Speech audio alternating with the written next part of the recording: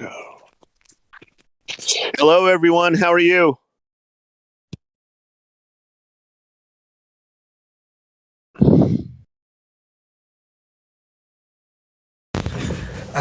Rocco, if you could give an intro like we usually do. Sure. Okay. So, everyone, we wanted to open up with the some of the events with the Johnny Depp Amber Heard trial. And I think I think it's so relative to a lot of the issues we discuss on here. Obviously, a lot of people are following it that are either sympathetic to men's issues or that are MRAs themselves. So that full gamut.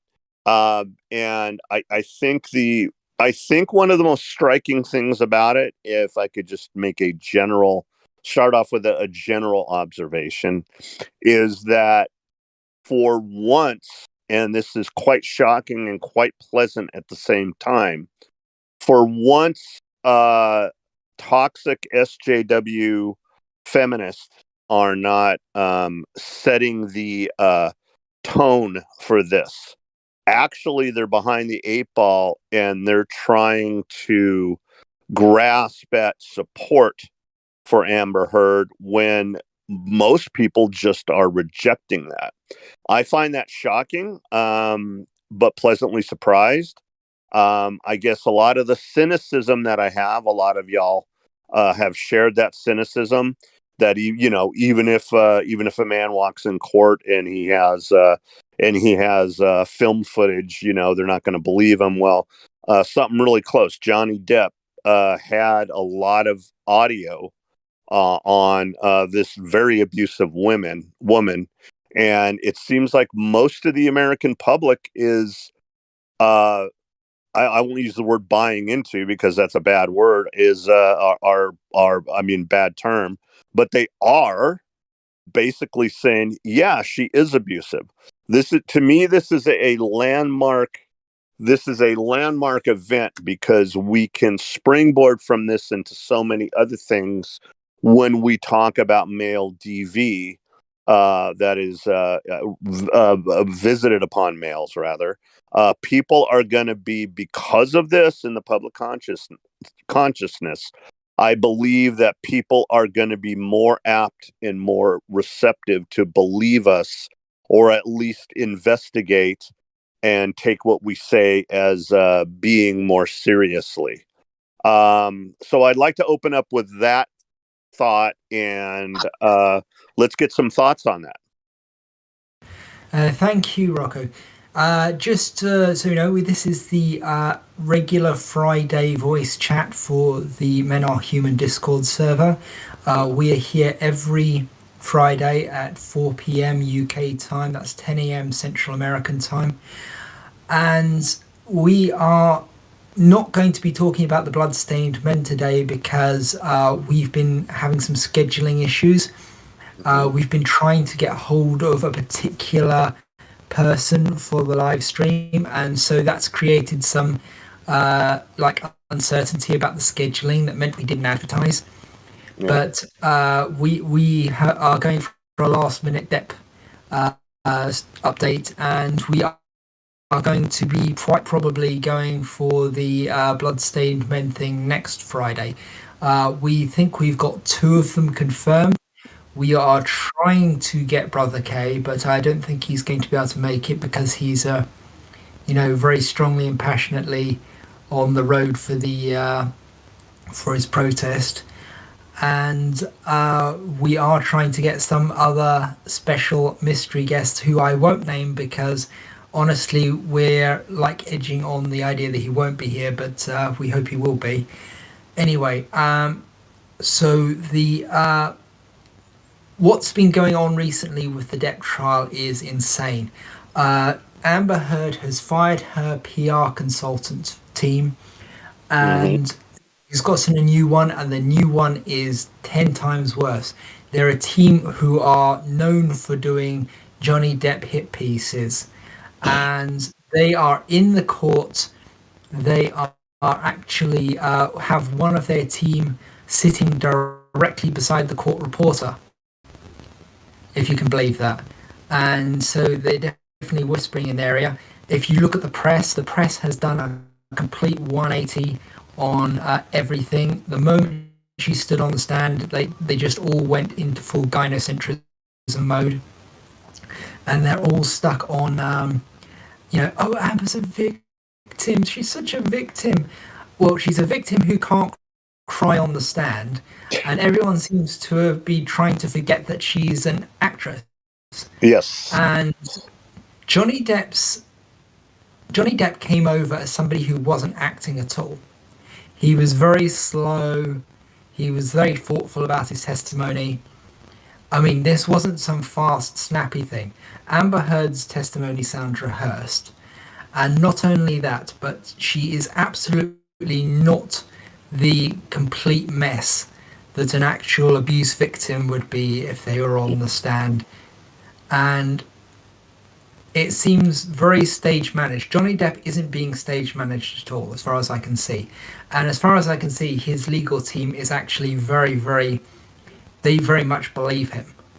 Mm-hmm. Like everything I can see from their legal team suggests they absolutely do actually believe that he's a victim of her.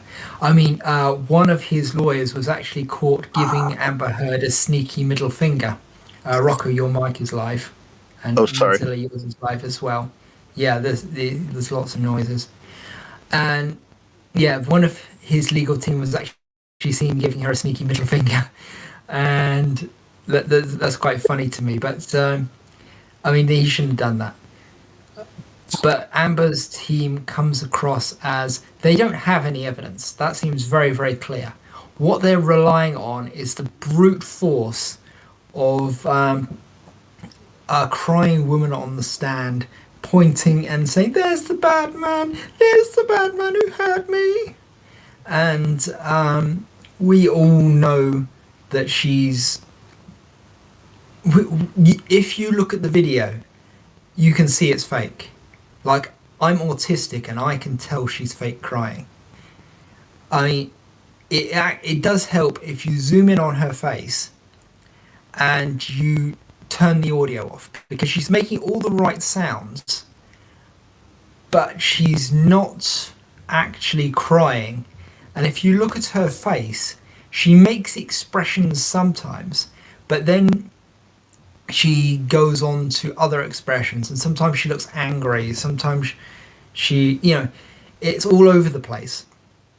And it seems clear to me that what she's doing here is getting revenge on Johnny Depp for dumping her, basically. Because as far as we've been able to tell from the audio, Amber Heard is a histrionic personality. I mean, this is the opinion of the psychologist that Johnny Depp's team has hired. She is a histrionic personality, and she is also has borderline personality disorder. Now, the feminists are coming out of the woodwork to say these aren't real conditions, and they are going on TV and saying, yeah, these are just conditions which are categorically designed for dismissing female testimony, even though men can have these conditions too, and they are quite patently real things. And in fact, a lot of people with borderline personality disorder will have suicidal ideations quite often. Well, I don't think she has suicidal ideation. In fact, it's not really suicidal ideation so much as suicidal pretense for leverage in the case of this mental condition, usually, from what I've seen. At least histrionic is. Yeah. Histrionic is like everything's an act. Everything is bombastic, and they'll show up at 3 a.m. outside your house screaming and wailing because you haven't been paying attention to them. And this is what she really craves, is attention. And she has been going after it since day one. She's on audio telling Johnny Depp that when he leaves the room, when she's hitting him, it makes her feel worse, because it makes her feel unloved, and she wants him to, she wants to be the center of his universe, basically. And I actually think that if he offered it, she would leap back into that relationship. And something else that a lot of people haven't been talking about is that she's actually quoting movies on the stand. She quoted the talented Mr. Ripley when she was talking about how he's like sunshine and then he's ice cold, which I don't get that impression from Depp at all. Not from any of the audio, not from him on the stand, not from anything. He's not like that, as far as I can see. He seems very genuine. He seems very openly emotional. He seemed vulnerable on the stand. He didn't seem like Amber Heard, who was putting on this huge hissy act and quite clearly not crying at all. Now, I don't know if anyone can see it on the live stream itself because we had to change the thumbnail very quickly just before we went live. But there is a photo that's doing the rounds of Amber Heard, I nearly called her something worse there, with a single tear on her face. Like her entire face is dry, but she has a single tear on her face. And she doesn't look like she's tearing up. Her eyes aren't red at all. She doesn't look real. But she's got this single tear on her face, and you're supposed to focus on that. But there's also, from what we gather, versions of that picture without the tear. And it seems very obvious from the actual what's going on the stand, that she isn't really crying. And I'm quite surprised because Hollywood is quite probably filled with prop shops and things like that, where you can nip in and buy a bit of tear stick very quickly. And she lives in LA. I'm pretty certain. So the trial is in LA. So you can. This is something you can get on eBay, is tear stick. It's this stuff that they put under actors' eyes when they want them to cry in a big scene, because it's very hard to cry on command. Some people can do it, and we're very lucky that Amber isn't one of those people. If she was a better actor, then this would be a much harder trial for Johnny Depp. But in actual fact, it seems as if she hasn't gone and gotten this tear stick stuff and put it on herself, because she could have sneakily dabbed some of that under her eyes just before she went up, and she would have been all over that stand, like leaking everywhere. But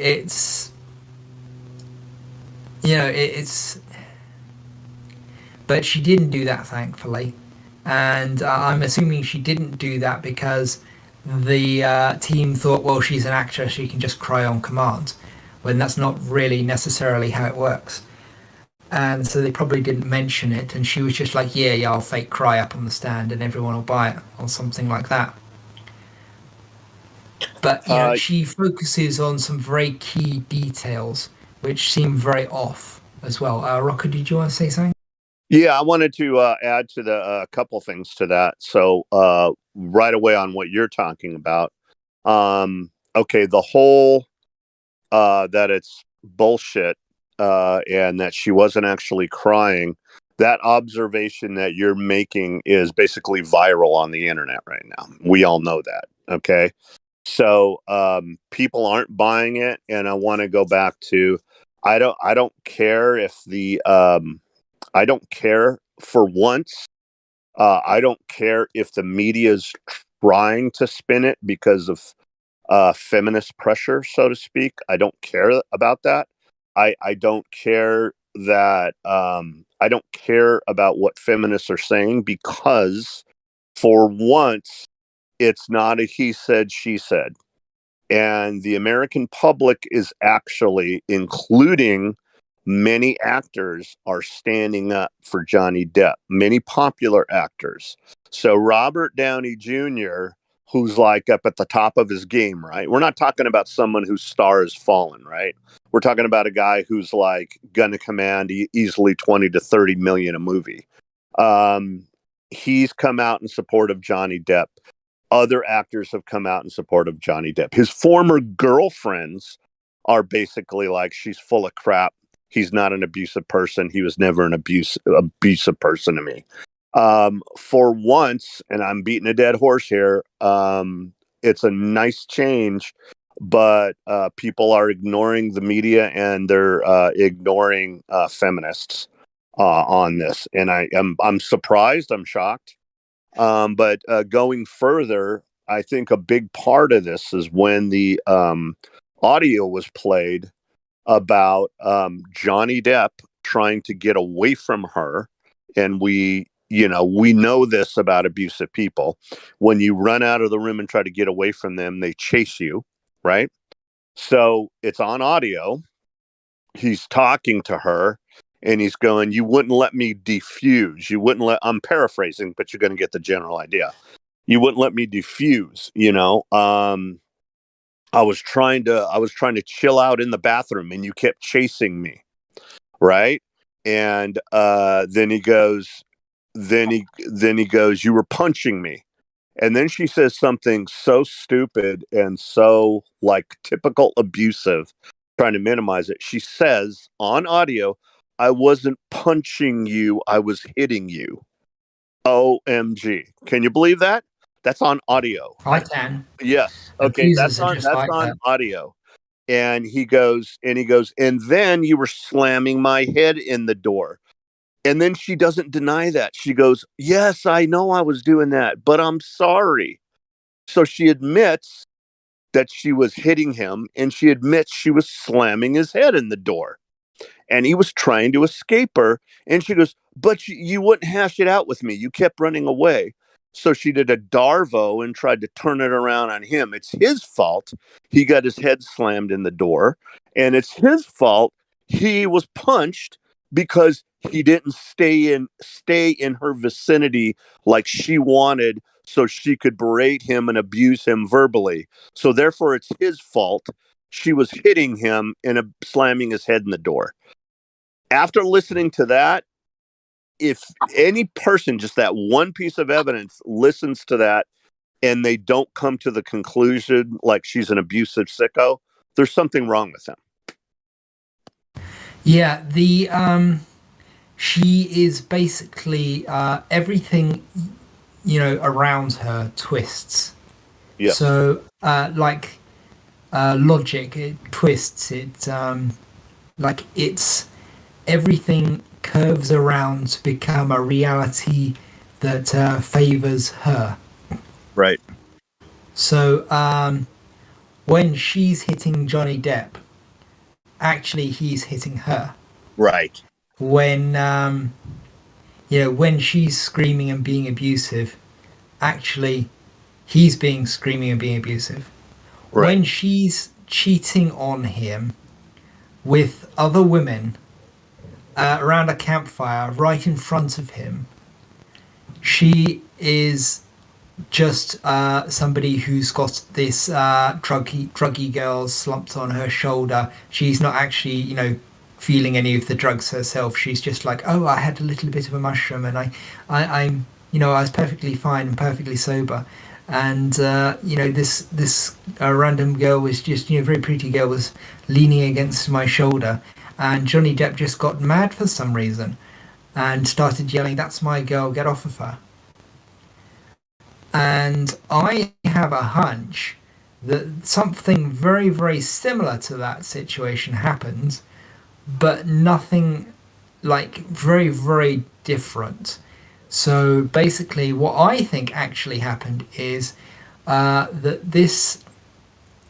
Amber and this girl were getting pretty cozy together, and they were getting pretty giggly because they were on like the old giggle drugs, or the fun ones, and they I'm actually quoting her when I say giggle drugs. I think she said something very similar to that, and like I think they were getting very cozy, and he probably caught them together in bed or something of that nature, and he got angry and destroyed their cabin, or possibly he didn't do that at all. Possibly he just removed himself from the situation like he does. I mean, we know that Johnny Depp was abused as a child and that his primary tactic is removing himself from the situation. Yeah. If you hit Johnny Depp, the chances are very good that he will just walk away from you. At least if you're a woman. Like Yeah. if you're a man, I wouldn't necessarily rate your chances because there are very different rules at play when a man hits another man. But if a woman hits him, he, like a lot of men, just walks away. And we have this on tape. We have multiple witnesses for this, and so on. Amber has absolutely nothing except the emotional plea she made on the stand. That is the sole heart and core of her case is going up on the stand, fake crying and pretending that Johnny Depp hit her. That's all she's got. And they are fighting very hard to stop her being cross-examined, from what I hear. I can't confirm this, but apparently they've got some sort of 2 week break, and they want this to essentially be the end cap of the this before this 2 week break. But she absolutely needs to be cross-examined because if they can get her on stand and they can cross-examine her off the script, they can confront her with all these things. They can hopefully, I really, really hope that his team has found out that some of these things she's saying are quotes from movies. Because, that would actually help quite a lot to prove the histrionic diagnosis, because that's the sort of thing they do. They will quote movies and things and pretend it's theirs. It's like they're all very dramatic, and this is basically drama, the mental condition. And the feminists are really, really, really trying. They're putting their fake experts on the TV, and they're trying to make it seem as if this isn't a real condition, because it's something that people used to dismiss women with in the 1800s or something. Well, there's another way of looking at that, and it's that people have noticed that certain women are like this for hundreds of years, and they've found, like they are constantly finding evidence of it. So the feminists are basically gaslighting and saying that, because in some circumstances at some times, some unnamed women were accused of this to gaslight them in the courts to get away with it. Therefore, no woman is ever a hysterical monster who is massively overdramatic and will show up at your house at 3 a.m. throwing things and stuff like that. Yeah. I would just keep. I personally, I would just keep going back to, okay, let's do this. Let's do the, Vincent Bugliosi would use this tactic, and it's a very good tactic. Like when he prosecuted Charles Manson, he has these. Okay, he goes, let's take this mountain of evidence. Let's remove a brick from that mountain of evidence. Like, let's say you got a point with the whole, maybe there might be something to the, we don't know if it's a real condition. Let's remove that. Okay. And this is something Vincent Bugliosi would do. Let's remove that brick. Let's pretend it doesn't exist. We still have audio of her admitting she was abusing Johnny Depp. Period. That can't magically go away. So you know what? And and if I was up before a jury, that's what I would say. I would say, okay, let's remove that. Let's pretend that doesn't exist. We have the audio of her saying nobody's going to believe you because you're a man. We have all this audio of her admitting to hitting him, or have all this audio of her admitting he's running to the bathroom and she's chasing him and that she slammed his head in the door. So to be honest with you, I think it's nice we have the proof that it's not simply dismissing a woman as being hysterical. I think we are proving that these conditions are real. However, to be honest with you, in the end, it doesn't really matter. We've got proof positive. She's abused him. And it's like you can't deny it. In the real world, where the sun rises and sets in the east and the west,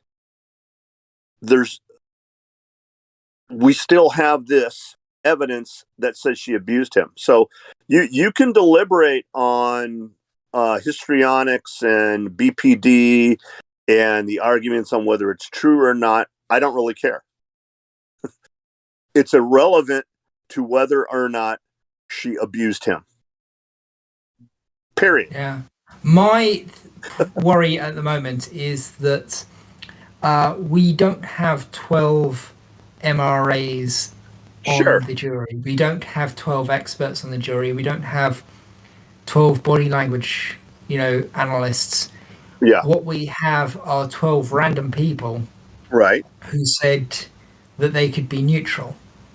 Well, give me a plane ticket and I'll go. Yeah, I wish I could. But it's a bit late for that, Matt. But anyway, what my worry is that even knowing the evidence, these 12 people will see her on the stand doing her cry bully routine, and they will have an emotional response to what she is saying. And be irrational. And like, oh no, I have to help this poor woman. This poor woman who just wants to see justice. And this is a very, very powerful weapon that women have. It's undeniably the case that this is why they get coddled so much, is because everybody falls for the emotional, trap, when really it's her throwing a temper tantrum like a 2-year-old. Yeah. Yeah. I mean, it's very, there are quite a lot of abusers, particularly female abusers, who will, and children too, because the tactics of female abusers are really just advanced plays that children make. Yeah.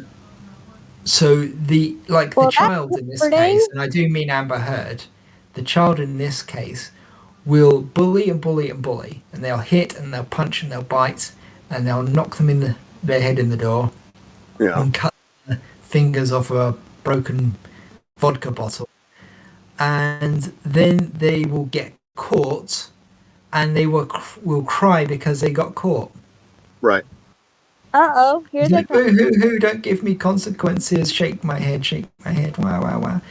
But what they're actually crying about is that they got caught. But even here, Amber isn't actually doing that. What she's doing is just acting. And like the newspapers made a big thing about Johnny Depp smirking about Amber's testimony because it was all such bullshit. Yeah. But if you actually watch the court feed and you look at the testimonies, you will see her smirking so much in the background, especially when she knows, she did something really nasty, like when she crapped on his bed and stuff like that. You'll see her smirking. Yeah. And she is an outright snake, and it's very, very obvious. All I gotta say is, can I say this on the channel? Well, you'd have to tell us what you're going to say before you say it, and then. Yeah. I have a thing that I call female abusers, and it's bad toxic femininity. Okay. The people that Rocco knows what it is. Yeah. I said Amber Heard's a vicious vagina. Yeah. A vicious vagina. Yep. Yep. Well, yeah, it's very powerful. Women's tears can make people lose their mind. I agree with Ma on this. However, like I said, I don't want to keep going back and forth. Hopefully, the jury is kind of like the American public right now, though. I am so shocked still that he's getting all this support within the acting community of A-list actors.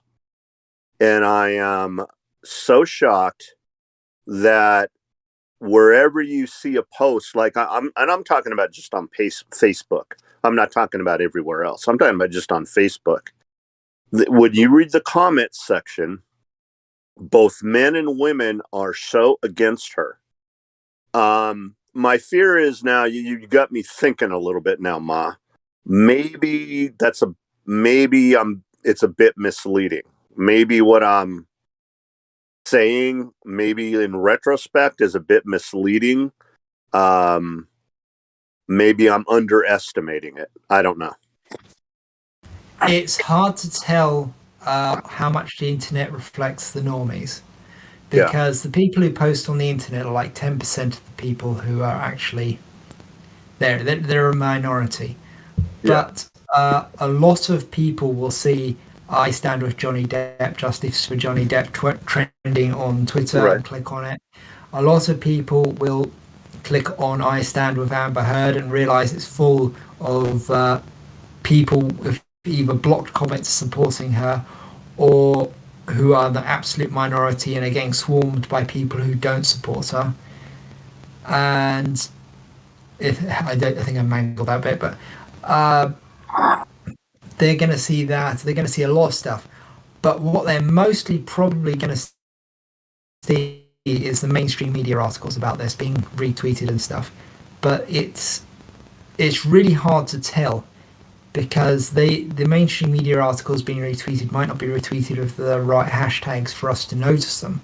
So we might be living in a filtered bubble. This is the problem that with Twitter activists. You get a tiny number of Twitter activists being very active and screaming about something, and a company changes their mind, but the actual fan base doesn't care at all. And the change they make is actually detrimental to the main fan base, and so the main fan base ups and leaves, and the property just dies. We've seen this with Star Wars and stuff like that. Well, actually, Star Wars is a special case because the activists took over the production of the film. But we've seen this a lot with various companies going woke and then going broke, and stuff like that. But Ma, don't you find one thing heartening that I did say, which is the Hollywood, the acting community, most issues like this, what do? They either remain silent or they run for the hills, right? Or the narrative is breaking. They will stand with the alleged abuse victim. The fact that I think this is kind of like it is a little bit heartening that that some of the acting community isn't doing that in this case. They would normally do that. I mean, I think it's a bit of a perfect storm. So we are right at the point where the pendulum is swinging back. People are absolutely fed up of the SJWs. They're absolutely sick of them. And they're seeing through the bullshit. Nobody trusts the mainstream media anymore, which it gives me hope that they're not listening to these articles, or maybe they're reading them a bit more carefully than they might otherwise. And, the fact that, people are actually the whole thing is shifting back towards more conservative attitudes. So the idea that, I mean, conservatism is still gynocentric, but it's better than SJWism, which is gynocentrism times by gynocentrism. Yeah. So they are more willing to listen to Johnny Depp, who just happens to be a very, very relatable, nice guy He is. who goes around children's hospitals dressed as Jack Sparrow and Yes. I love Johnny Boy. entertains them. Yeah, yeah. He'll do that on his own without a camera crew in tow and stuff like that. What's great is Yeah. he's in full character with the kids too. Like he does a Jack Sparrow accent and everything. You know, he talks to him as Jack Sparrow. Yeah, that's kind of cool. There's a it's really cool. There's a petition out there to get there's a petition out there to remove Amber Heard from Aquaman 2, and there's also a petition out there to get Johnny Depp back to doing Pirates of the Caribbean 6. Right. To be back on Disney. Here's the thing. I want Amber Heard removed from Aquaman 2. So I signed it. However, here's the thing. Johnny Depp said no matter how much they pay him, no matter how much they offer him, he is never going back to Disney. And I don't freaking blame him because of how... Sure. I don't blame him because of how they were. They were so nasty to him and with the defamation of him. Yeah. And how they handled it. Yeah. That, by the way, that Amber Heard petition.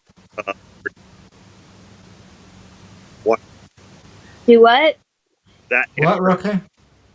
Heard. Yeah, Rocco's dead. Sorry. The Amber Heard petition is now up to something like 3.7 million signatures. It's heading way towards 4 million. Amber Heard's team likes to pretend this is all bots, but it's not. This is one of the things that really encourages me. I do think that there is a very, very real support for Johnny Depp. Part of the perfect storm is that he's a much better known actor. He's more popular. Amber Heard's only been in a couple of movies. Nobody thinks she's that good an actress. And Warner Brothers are actually backing off on her. Last I heard, she'd been cut down to 10 minutes in the film, but this is still rumors. Yeah. The whole thing, I think, is a perfect storm, and it helps that all the actors know Johnny, and the ones who have met Amber seem to be universally against her. Like the lead actor for Aquaman has come out on the side of Johnny Depp, and reading between his words, I get the impression that Amber was an absolute bee on the set. And that's why reading between the lines, obviously, but he was very polite about it. He just says, he supports Johnny and stuff like that. And I think that's very telling. Would that be Jason Momoa? Yes. Yes, also known as Michael Drogo. Yes. Okay. And I'm sorry to interrupt, but was Harry Guerman from Bloodstained Men going to be on today or no? Oh, hi, Daniel. Are you one of the Bloodstained Men? Well, people ask me that, and I don't know how to answer, because I didn't know it was like a club with a membership. I thought you just show up and protest, and so yeah, I guess I am. Awesome. We didn't think that you guys were going to be coming this week because we've been having some... I don't officially represent them, but I've been on one Bloodstained Men protest tour, the Southwest protest tour. I guess I'm willing to answer questions or talk about it, but not strictly as an official, because I'm not like a member of the board like Harry is. Would you be willing to do next Friday as a solid Bloodstained Men? I'm going to be on the protest tour again. I'm leaving Sunday for the Midwest protest tour. Okay, sorry about the miscommunication. We were trying to get.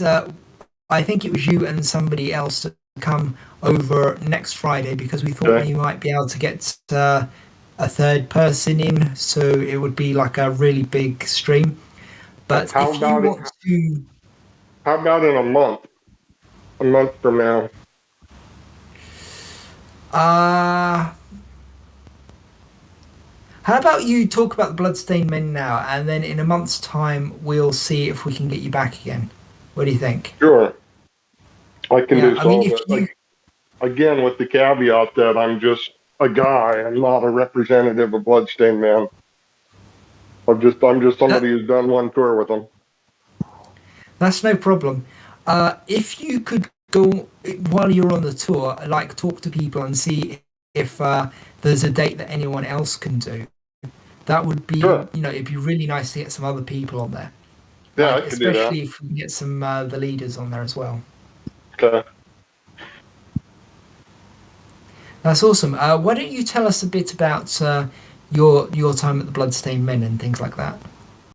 I just went on the last tour because I'm fairly new. I had my circumcision awakening in May of last year. In fact, it started May 15th, the day after I buried my mother. And going on the Bloodstained Men tour was kind of a catharsis thing for me. It was something I felt like I needed to do for my healing. I felt it was good for me. I met a lot of people, make friends and like-minded people in that. Of course, you're dealing with a lot of assholes on your protests, but you also get a lot of good feedback. And afterwards, I kind of, did a debriefing of my own in my own head and wondered, is this an effective use of time and money? And of course, it's not my money; it's donations from other people. And I've donated a lot to Bloodstained Men as well. Is it a good use of my time? And so that weighed heavy on my mind for weeks, going back and forth. And my final analysis was that yes, it is a good use of time and money for several reasons. One is we are getting the word out there, we are getting noticed, we are getting press, we're getting a lot of social media, good and bad, and even the bad is good because it still puts a bug in a lot of people's ears. It's kind of like any love is good love, right? Another reason it's good is because people on social media, on Facebook especially, see us and they feel supported just by the fact that we're out there. And also, we had a lot of local people coming in, sometimes from 2 hours away, would come and join us in a protest to the city. And they felt supported. And there were some specific examples of people who really, really needed to protest with us. It was very important to them. So I think overall it was good. On the bad side, I kind of felt like we're out there in literal clown suits, demanding that we be taken seriously. But my final analysis on that was it's good to wear those outfits to get attention because they do draw attention. And I think that we wouldn't get nearly the publicity, the recognition, press if we didn't wear them. I think they look. I think they have an iconic sort of feel to them. They're very in your face. They're very like you Exactly. can't not notice them. And I think that's whoever came up with those is a genius. I think they would do If, very well in like some sort of design thing. if But I recall correctly, the suit was invented by a English artist in London, And apparently Jonathan Conte saw his, protest suit, and Jonathan Conte brought it to the U.S. in New Orleans at protest before Bloodstained Men existed. I think that protest in New Orleans was in 2010, 2012. And Brother K loved the suit so much that he then incorporated Bloodstained Men as a nonprofit in 2012. I also want to say people asked us, who's paying you? And Brother K was adamant that we're all volunteers. And so anybody can go out on the IRS website and look up Bloodstained Men and see their tax returns. And everybody at Bloodstained Men is a volunteer. Nobody gets paid. The entire board of directors, nobody gets paid. Brother K, he does not get paid. And I think I saw on the Bloodstained Men's website that they either post a link to the IRS or they actually post their tax returns. So yeah, Bloodstained Men is 100% volunteer. Nobody gets paid. Well, I'm glad to hear it. That makes it. Yeah, we've always been cheering on the Bloodstained Men here, ever since we became aware of them. We've been massive fans of what you're doing, and every time there's a news article or something, we're all just like, yeah, it's awesome. And I think that the news articles are surprisingly positive considering how negative people can be about anything to do with this. Sure. And I'm really, really glad to see you're all having that effect. You have a very clean cut sort of message, I think, and it works very well. Well, thank you. There's another benefit I want to mention. People call the police on us. In the last 20-day tour we did, the police showed up all the 3 days. Now, when the police show up, I think that we have a very positive effect on them. They talk to us, we talk to them, we give them information, they seem interested. I think that, this outreach alone is tremendously valuable. So let people call the police on us. I love it. It's interesting. We did have kind of a betting pool going to see who could predict when the police would show up each day. But we were just doing that for fun.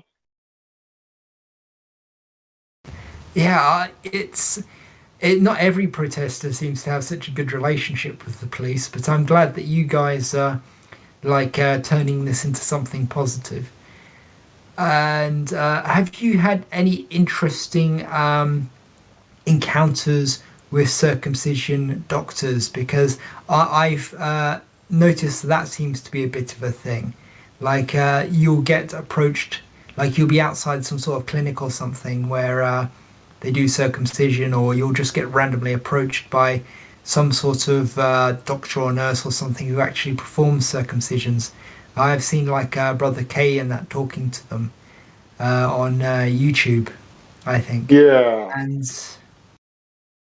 I personally did not. On this last tour, we weren't protesting outside hospitals or clinics or anything. But there was one young man who was in college who came to the tour unannounced. He just showed up. He saw that online that we were going to be there, and he showed up. And he was a doctoral student at a college, and I'm trying to remember where. It may have been Tucson. But he also showed us a link to his dissertation that he had written. And it was all about circumcision, and it was very well done. So that's a great effect. To have that kind of effect on a young doctor is incredible.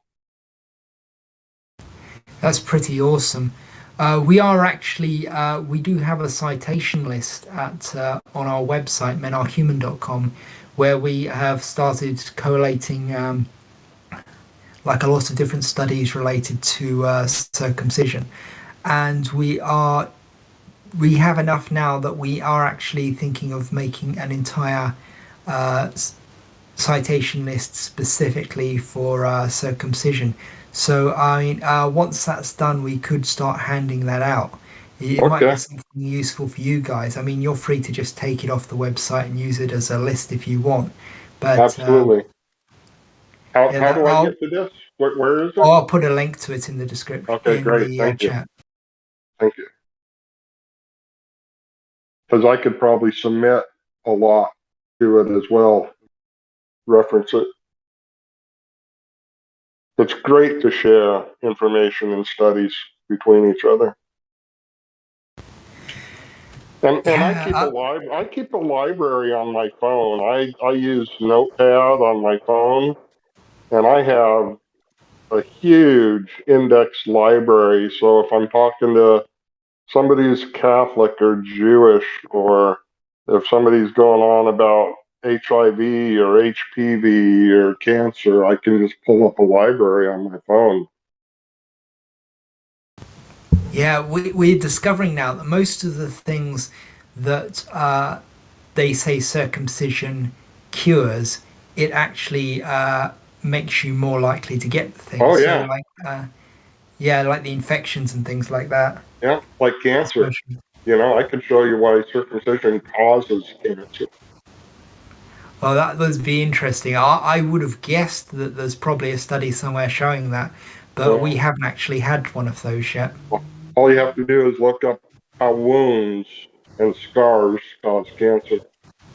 Oh, really? I also tell people that circumcision spreads HIV. It causes it to spread worse, and I have studies on that as well. Of course, a lot of the studies say there's no difference. There's no difference. There's no difference. And that's fine. Yeah, the we if you could send us your entire list, that would be lovely. We do have a lot of citations in the uh, archive. We've got an archive channel down beneath this one, and there's quite a lot of stuff about circumcision in that. But Yeah, to have something that yeah, was already set up that we could perhaps yeah. even use as the basis of our own citation What list on the. One of my favorite studies is an actual Bill and Melinda Gates funded study that shows circumcision for circumcising man increases the rate of HIV spread to women by 50%. And of course, Bill and And yet Melinda he's Gates, still encouraging this. when the data started coming out, Bill and Melinda Gates Foundation shut down the study. They shut it down, but they had registered the study thinking it was going to go the other way. And once you register a study, you can't delete it. So the Oh, data's I'm there. really glad The to hear data's that they there. couldn't Yeah. delete it. It The Daniel, isn't there yeah. also a study where they basically said that circumcised men are into more abusive sex practices than I've seen. I don't know if I'd call it active? abusive, but I've seen studies that say they have more um, careless or dangerous sexual practices.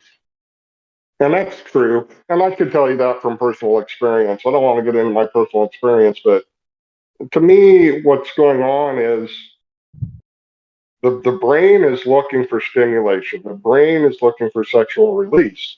And it's not there. It's impossible.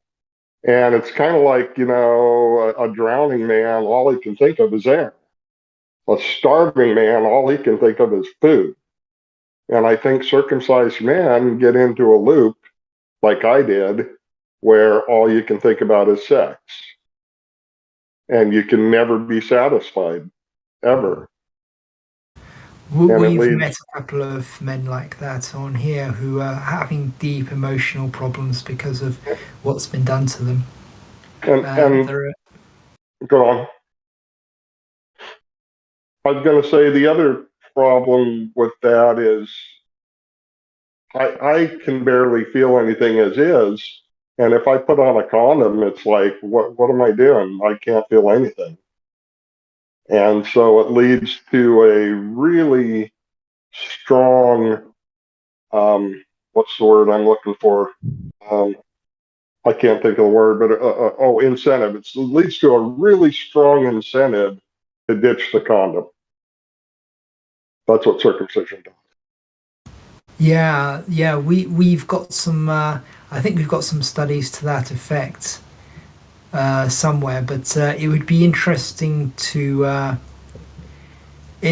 go check that because I have a hunch that if you looked at condom usage between men with foreskins and men without, the I mean, the men without would be much less likely to use a condom. I think we've seen that age rates in America are well, they're still quite high compared to like countries like Europe and England, where men aren't as like often circumcised. Yeah, surprise, surprise. Yeah. So, have you got any interesting stories you'd like to tell us about your time protesting? I could tell you some positive stories. I had gone to the restroom at a store. I'd left the protest and gone to the restroom, and I was walking back, and there was a youngish couple, I would say 30s, 30, and apparently they were peeved at our signs. And so they whipped into the parking lot, and I happened to be walking back. And so they literally screeched up in front of me and cut me off. And it was the husband and wife, and the husband was chewing me out. They were very Christian, very religious, and they felt that our signs were inappropriate. And so we got kind of arguing back and forth at each other until I finally said, "Stop, stop, stop, stop. Let's start this over again." And I said, I'm Daniel, and let's shake hands. And so we shook hands, and I told him, I said, I kind of agree with you, and I understand what you're saying. I understand you think the signs are inappropriate for children. So this is kind of the one step in um, influencing people is to find a Then point of why are we agreement. doing it to children? If the sign's inappropriate, then why are we doing it to Well, children? well, that's just it, and I'm getting to that. But you want to find an area of agreement. So I agreed with them. And I said, I wish we didn't have to do this. I said, but what they're actually doing to children is far more inappropriate. Okay. So, anyway, we started having a conversation. Their big concern was child trafficking, human trafficking. Um, sorry, I'm going to have to move. Um, they were concerned about, Jeffrey Epstein and pedophilia in government and stuff like that. So anyway, we got talking, we had areas of agreement, and I was able to feed them enough information, and I found out that they had 3 daughters, no sons. But by the end of the conversation, they were so disgusted and in agreement with me that they wanted to hand out cards themselves, and they wanted every card I could give them. So I literally handed them about 200 Bloodstained Men cards, and they were that on board that they were going to start handing out cards on their own. That's pretty awesome to hear. That's amazing.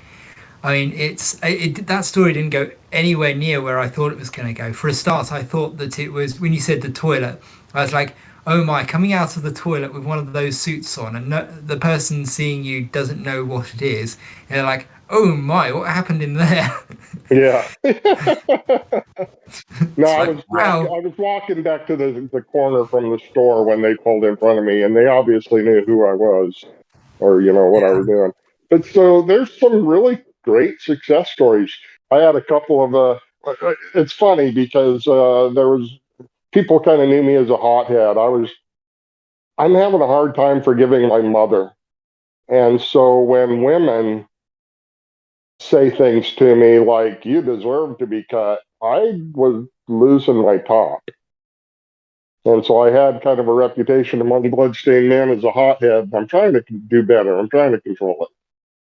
But there was a couple of good old redneck boys pulled into the gas station just to harass us. And so they were screaming out of their truck at us. And I went to walk up to talk to them. I wasn't going to scream at them from the corner. And everybody was freaking out. They're like, no. They thought I was going to get in a fight or something. So I walked up to the truck and I stuck my hand in it and said, let's shake hands, you know? And that kind of threw them off because people are willing to drive by and harass you or harass you from a distance. But when you're face to face, they're a lot less likely to do it. And so again, I tried to find an area of agreement with them to start off the conversation. And they were like, what's this crap about circumcision makes your penis shorter? And I was like, yeah, I kind of don't agree with that. I do, but I didn't tell them that. I kind of don't agree with that. And I wish they'd quit saying it. And that totally threw them both off. They were stunned and their guard came down. And so I was able to talk to them. And again, by the end of our conversation, they were taking cards from me. They each just took one, but they listened to me and they were going to go research it. So I find it's good to try to find an area of agreement to begin with, to break down the walls.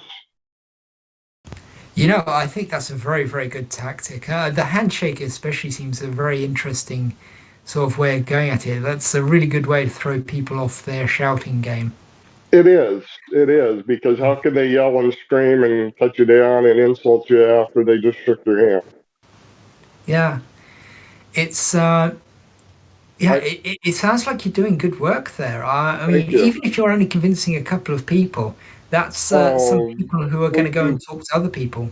We convince way more, way more. Oh, I was going to say another tactic I use is when I talk to people face to face, I always take my sunglasses off so they can see my eyes. Yeah, that's another good idea. It's yeah, it's I mean, like you're telling these people, and then these people are going to be going along, and somebody else will say, "Oh yeah, just having you know, we're going to have children," and they'll go, "Oh, you know, what gender is the child going to be? Is it a boy?" And you know, yeah, I hope you're not going to circumcise them. I think that's how a lot of conversations are going to go with the people you've influenced. Like it's just a very subtle thing where they It don't is. really engage themselves, but. It's ripples in a pond, and it's kind of like throwing pebbles, little pebbles into a pond. They don't create very big ripples, but if you throw enough pebbles into a pond, eventually, you know, the whole pond is shaking. So Yeah, I think we should probably have focused a little bit more on how absolutely horrifying it is that Bill Gates would shut down a study like that uh, oh, when things came I don't wrong. know who shut it down. It may have been the people running the study. I don't know who shut it down, and there's no way to find out.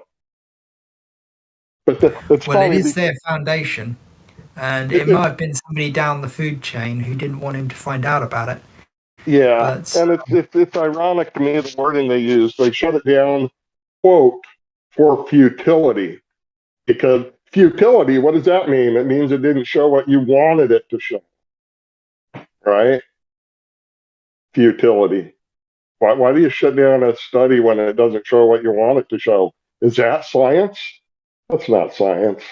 That's that's freaking corrupt it bias. is his. I mean, his charity cutting boys in Africa and stuff like that. It's very creepy. I mean, he'll be standing up on stage holding one of the clamps that they use and stuff like that, and Well, and it's you have to wonder why. Why did he make this his cause celebre? And I think there's two possibilities. Is, you know, One, they were doing their vaccination program. I think that in a sense, I think he really wanted to be seen as a good guy overall and helping the world and helping children. So maybe you could say he believed the bullshit about circumcision preventing the spread of AIDS. If you wanted to be conspiratorial, you could say, well, he visited Epstein Island how many times? Maybe, Mossad has videos of him, and they came to him and said, look, we want you to promote this, but it's a good thing, Bill, because it prevents the spread of AIDS. And he went, oh, okay, well, if that's it, sure, I'll do what you want me to do. Just don't release the videos of me on Epstein Island. So I don't know. I'm just speculating, I have no data to back that up, other than he was on Epstein's plane and Epstein's Island and visited Epstein at his home. I didn't know that about him. It doesn't really, it kind of does gel with his, he has a very ruthless character, if you know anything about how he shot down other operating systems and things. I've heard of his early exploits with Microsoft, and yeah, he was inappropriate, to say the least. Yeah, including inserting code into his operating system to give a specific error when you used somebody else's version of DOS. Yep. Or was it DOS? I'm pretty sure it was somebody else's version of DOS or something. But yeah, getting off of programming. You seem like you probably have a lot of other interesting stories if you want to tell us some of them. Hey, I'd actually like to jump in and ask some questions and share some insight. I'm not affiliated with Bloodstained Men at all, but I definitely am involved in this issue pretty significantly. So the first thing that I want to check up on is what opportunities are available with the men's rights platform to help promote this issue more? Do you guys have a YouTube channel, or what are some things we can do to raise some awareness on this issue that the men's rights groups can help us promote? Idea. Sure. Okay, so we all know that a circumcision kills approximately, on average, 100 babies a year. I had 200. I mean, none of us can really validate those types of metrics. I'm sure that there are a lot of infants that do die over related complications from neonatal circumcision, blood loss, infection, things like that, but they're really not reported. And so when we make claims like that, the first thing people ask is well, where is the study or where is the literature that backs that up? And personally, I've never been able to present that to anyone. So go ahead. We'll just go with an on average sort of thing, and we'll just finish your thought. Yeah, but anyway, I have an idea. Just to leap in there a second. Hang on. Go on. Why don't we do a charity event where we basically do 100 miles for MGM, where we all run, and so that way those babies that never got to take those first steps, we do it for them. Yeah, I think that could certainly be advantageous, getting the word out, getting some exposure. I also think, though, that there's a lot of opportunity with just having grown adult men that are comfortable speaking on this issue, that, that have experienced this trauma themselves, that have worked through it and are ready to talk about this issue in greater depth and talk about their own personal loss. I think that is some of the most potent and powerful testimony that we can deliver. When you identify as being mutilated by something, that's not this trivial offense. There's a lot of conversation that can happen around that with men that have reached this point where they're actually comfortable being public about this and being able to communicate with others about what that experience is like. There's a lot wrapped up in that, right? When you're at the point as a man and you're saying, look, I'm genitally mutilated, you're taking on an identity, and there's a lot of baggage behind that. I don't think we're really hearing that conversation or really hearing that testimony yet in the mainstream. And so that's where my focus is right now, is what it really means to identify this way, and what all is wrapped up in that, from the physical standpoint, from the psychological standpoint. This is really like a nightmare reality for a lot of us. And so having the opportunity to present that side of things on some type of platform, I think is really important. I think bringing up the neonatal complications and the deaths and things like that is definitely important, but it's abstract to a lot of people, where this, where we can have adult men presenting their own experiences might help others build a stronger mental model on this issue, and why we're actually upset about this. I heard previously we were talking a lot about reductions in STDs and how that's bullshit and things like that. But the reality is the vast majority of men that are upset about being circumcised as juveniles, we don't give a fuck if it was a 100% reduction in all sexually transmitted diseases. We don't give a shit. The problem is that this has amputated a significant amount of the erogenous tissue on our penis. Like, I wouldn't remove 1 centimeter from my penis even if there was a 100% reduction in all sexually transmitted diseases, not even a centimeter. Why is that? Removing the entire penis would completely right. Yeah, that's what I'm saying. So, and here's and there aren't cultures that remove the entire penis, but there are cultures that had done sub-incisions, I think in Aboriginal Australians or something. So that's another part of the conversation, is never underestimate the power of the tribe and that tribal influence, what that can cause people to do, how that can cause people to think and perceive themselves and perceive a situation. It's one of the most potent and powerful influences out there. And my position is that when we start having more conversations about this, like, I was somebody in the past who absolutely 100% believed that circumcision was an advantageous thing for me and improved, my body. And then it's once I built a stronger mental model on the anatomical consequences, that's when it became, much more of a concern for me. What actually happened to my body?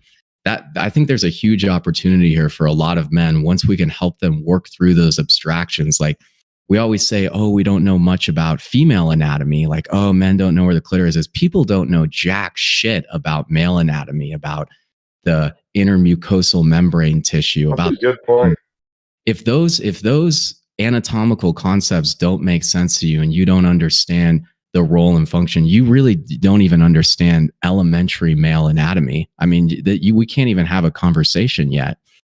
And that's when I began being a lot more concerned about this. Like, this isn't a sensitivity issue. These tissues stimulate our brain. This is a neurological, there are neurological consequences to this. Like, all of the neurosteroids and the neurons that are involved in sexual stimulation, that's what's being impacted here. This isn't just a sensitivity difference. This is how our brain is being stimulated by gender stimulation. This is what's changing here. This is a chop off all those sexuality nerves, that needs to be discussed. When you chop off all those nerves, you have just cut off a part of the brain from the external world. And that part of the brain is looking around going, what's going on? I'm supposed to feel something. I'm supposed to be stimulated. And I think two things happen. I think those parts of the brain try to latch on to nearby neurons. And I also think that a big part of them just atrophy. They just atrophy over time. They just disappear. And I agree with what you're saying, Daniel. But yeah, a lot of the men that you see that are in opposition to this, that have been circumcised themselves, like, what we're saying is that, before I started restoring, I felt nearly nothing during sexual activity. Like, what are the actual consequences of that? And understanding that, and living in a body like that, where you don't feel sexual stimulation, like, that is not being presented really to the mainstream public. This is an absolute fucking nightmare for a lot of us. It is like, a nightmare. Literally, isn't that word? So somehow communicating that, unfortunately, if this was like an injury to an area that wasn't so taboo, we could present actual diagrams and graphics and shit like that, but because it's the penis, I'm always like, how can I how can I present the anatomical consequences here? I'm actually at a point where I'm confused on how intact men aren't able to understand the gravity of what's taking place here a lot of the time, or understand, what the anatomical consequences are when you have this skin system amputated from your penis. It just seems almost unbelievable to me that would not be 100% understood by all men who were left intact past their adolescence. But I guess that's neither here or now at the moment, here nor there at the moment. But I've tried to describe it to intact men as to slip a toilet paper tube over your penis and have sex, or to wrap your dick in duct tape and have sex, and imagine how that would feel. That's pretty much I don't what want. I feel. I hear you. Yeah, I don't want to get hung up on this forever, but somehow I would like to. I would like, with that 100-mile walk for like the neonatal stuff, because that's my niche. That's where I would like to, raise money and awareness. I would like to make like t-shirts and stuff like that, where you could do 100 miles for 10, 200 for 20, and then you could do 300 for 30. So what's stopping you? What's stopping you from doing this? Getting sponsorships for this. Okay, well, go on Facebook and start a fund, or go on GoFundMe and start a fund. Actually, we could sell these t-shirts to raise the money. Yeah. I mean, this wouldn't be very hard to knock up. I just want to stop. We're getting into details, and I want to say that everybody here, we want to help. We want to stop this, and so it's good to throw out ideas, but let's not get into details. So for me, I think you can act in a group or you can act individually, and I think you should be doing both, some of both. All right. So help groups, donate to groups, join groups, do something with groups. Also act individually. A lot of you aren't going to like this, but you need to get out and protest all by yourself. Do it. Okay. Carry cards with you wherever you go and hand them out, or do like I do and stick them in the baby aisle of the grocery store. I walk down the baby aisle and stick a card here, stick a card there, stick a card there, stick a card there. I'll leave a dozen cards. I go to the thrift store and I leave cards in strollers and bassinets and cribs at the thrift store. Right. And we have these digital mediums now, though, as well, right? So we can present this viewpoint to a significant amount of people just by putting a video up on YouTube. And so I'd like to see if there's some opportunity there. I'm really well networked within intactivism. I don't consider myself an intactivist. But I know a lot of people within intactivism have built really strong relationships with them over the years. Someone like Brendan Marotta, who probably himself doesn't even consider himself an intactivist, but he directed American Circumcision. Like, I could bring him into a conversation, into a YouTube style type interview, question answer interview like format or whatever. And really, anyone within the intactivism movement, I'm networked with it at this point.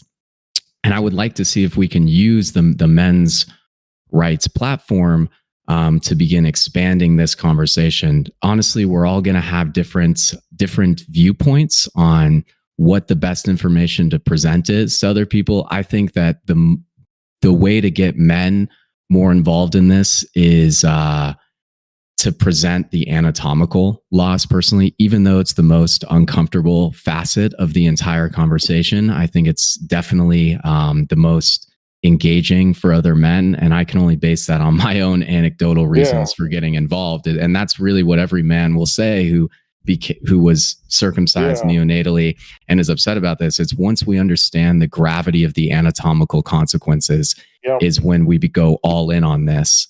On that point, I want to say that my elevator message to people, like when I'm protesting and they stop at a stoplight and you only have a few seconds, my elevator message is research the functions of the foreskin.